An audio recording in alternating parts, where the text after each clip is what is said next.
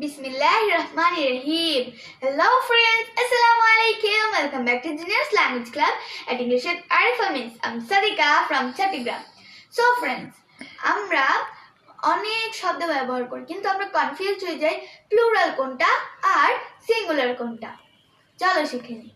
যখন আমরা একজনকে বোঝাবো তখন আমরা বলবো পারসন পারসন।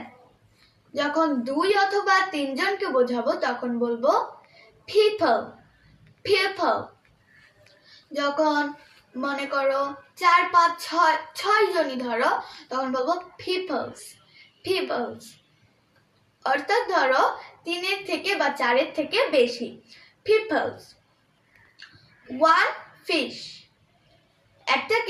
একটা মাছকে আমরা ফিশ বলবো, 3টাকে ফিশ, 6টাকে ফিশেস। অর্থাৎ বিভিন্ন ধরনের মাছ যখন থাকবে তখন হবে ফিশেস, বিভিন্ন ধরনের, যেমন অক্টোপাস, কাঁকড়া, চিংড়ি, কাতলা, এগুলো।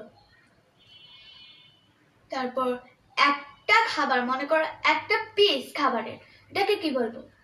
Food food. 3টা ফুড, 6টা বিভিন্ন ধরনের, যেমন ফ্রেঞ্চ ফ্রাই, বার্গার, কোক, বিভিন্ন ধরনের খাবার। Foods foods. একটা ফলকে কি বলে? Fruit fruit. 3টা ফ্রুট ফ্রুট। কিন্তু বিভিন্ন ধরনের হলে fruits fruits. So that's all for today. Allah Hafiz.